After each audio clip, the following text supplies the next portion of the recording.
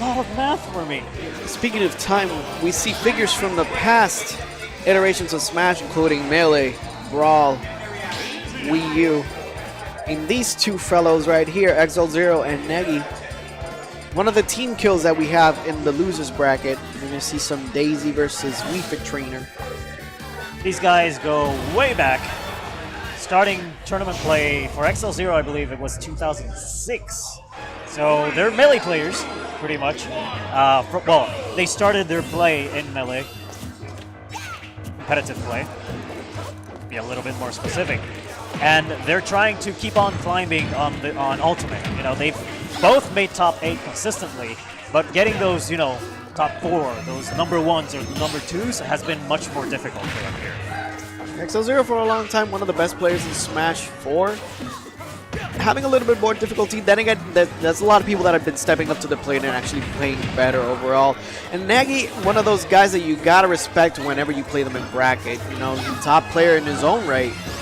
Yeah, and I want to say that with each passing tournament, they just get stronger. And, you know, I want to have people watch, especially a character like Wii Fit, which is very different, you know, to what people are used to, and see the setups that Negi is able to get. Well, we'll see if he's able to do it on XL0, right? But, you know, the experience shows, which was something we were talking about. But those buffered air dodges, we've all died to them. Doesn't matter who you are, what your name is, your last name. Your character affiliation doesn't really matter, man.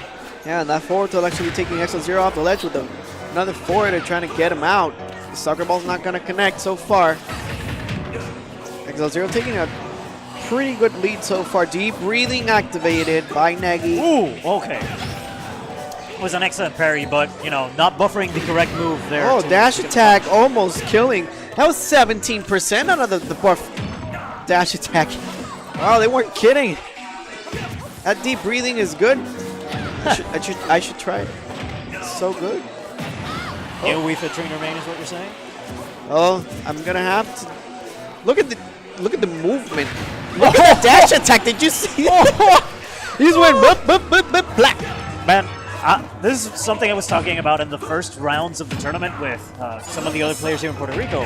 Negi can condition players incredibly well. One of those are like, oh man.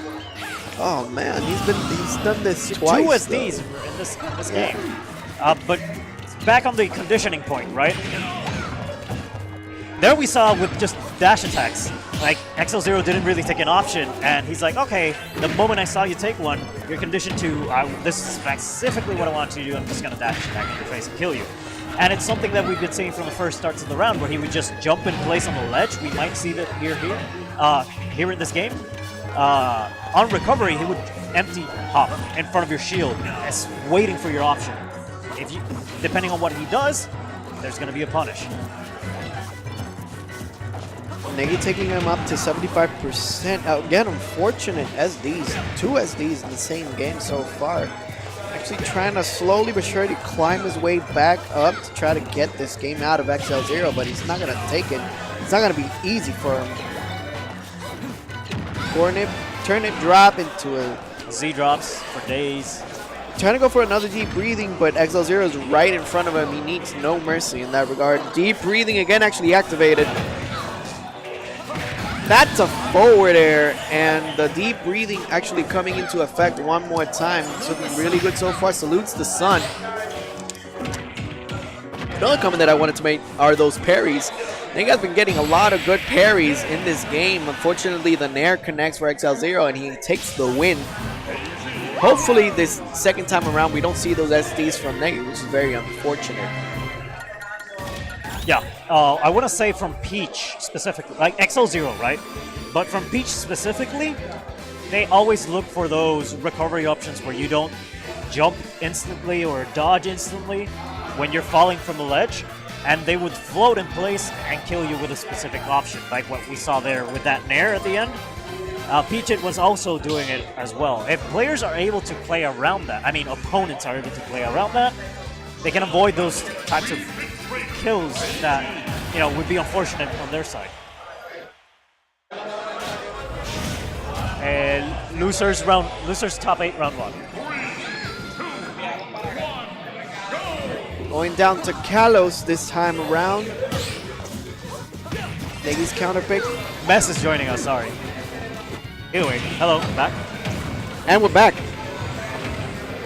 So, regardless, what we were talking about here, what do you think Negi would have to do? Well, apart from the SDs, but Negi would have to do differently. He's always picking Unova, too, as a counter pick. And maybe he's just it's a comfort pick bar for him.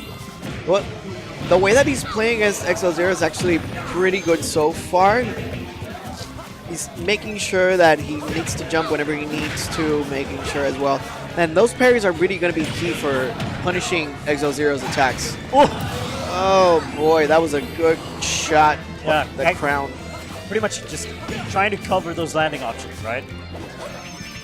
Saluting the sun, not gonna do any damage, but he keeps on charging, try to space him out. XL0 keeps punishing the shield. Actually gets him with a down tilt. But Negi makes sure he gets out of the way with that soccer ball.